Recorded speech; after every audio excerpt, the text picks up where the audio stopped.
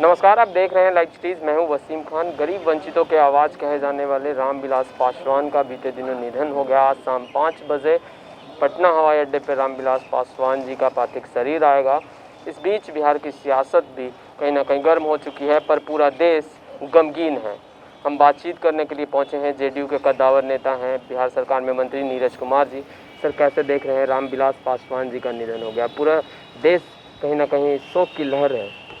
केंद्रीय मंत्री माननीय रामविलास पासवान जी का, जो एक समाज के गरीब तबके के परिवार में जन्म लेकर करके संभवतः 67 से लेकर आज तक विधायिका और संसदीय जीवन में जो उन्होंने मापदंड स्थापित किया, और ख़ास करके देश के संविधान निर्माता डॉक्टर भीमराव अम्बेडकर के द्वारा बनाए गए कानून, जो संविधान है उसकी मूल प्रस्तावना, जिसमें समाज के जो शोषित तबके हैं, वंचित तबके हैं, तो दलित विमर्श में इनका देश ही नहीं दुनिया के अंदर जो ऑपरेस्ट क्लास पर जब बहस होती थी तो रामविलास पासवान जी उसके केंद्र बिंदु में रहा करते थे। तो बिहार के लिए तो महत्वपूर्ण क्षति है ही, इसके साथ ही साथ देश के अंदर और दुनिया के अंदर में दलित चिंतन पर एक महत्वपूर्ण क्षति के रूप में माना जाएगा।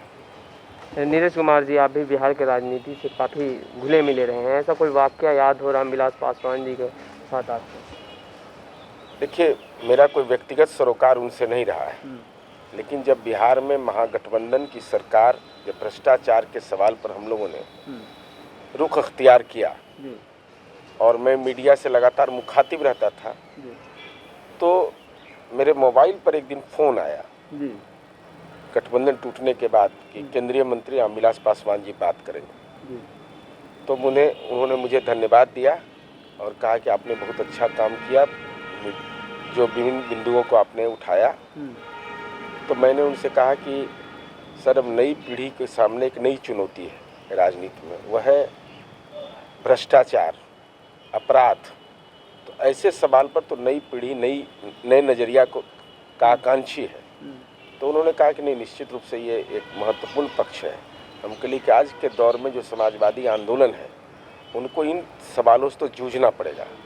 वह है करप्शन का सवाल, वह है अपराध का सवाल, और आज वो सारी बातें जिन सवालों पर बिहार की जनता ने 2019 के लोकसभा चुनाव में प्रचंड जनादेश दिया, तो उसी समय हमको माननीय रामविलास पासवान जी से टेलीफोन पर वार्ता हुई। उसके बाद मैं उनसे मिला,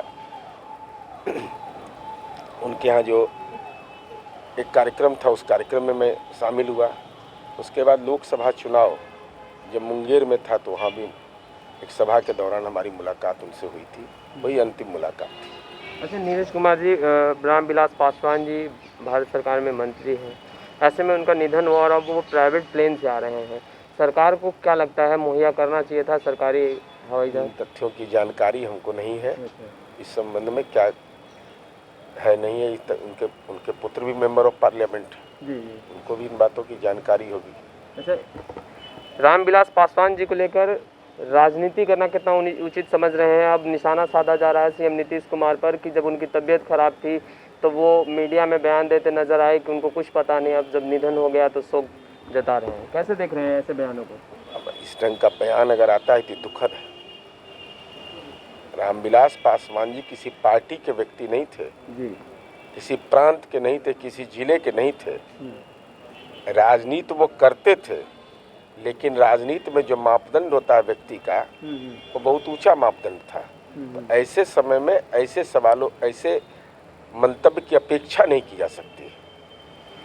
खैर, रामविलास पासवान जी गरीब वंचितों के आवाज़ थे और तमाम जो राजनीतिक खेमा है उसमें भी शोक की लहर है, और बिहार और देश में तो शोक की लहर है ही। शाम 5 बजे रामविलास पासवान जी का पार्थिव शरीर पटना हवाई अड्डा पे पहुंचेगा। उसके बाद बिहार विधान परिषद ले जाया जाएगा। लाइव सिटीज़ के साथ बने रहें, हम तमाम लेटेस्ट तस्वीरें लगातार अपडेट करते रहेंगे। तो आपने हमारे चैनल को सब्सक्राइब नहीं किया है तो तुरंत सब्सक्राइब कर ले, साथ ही साथ हमारे फेसबुक पेज को भी लाइक कर ले, ताकि तमाम छोटी बड़ी खबरों से लगातार हम आपको जोड़ सकें। कैमरा पर्सन जैकी के साथ मैं वसीम।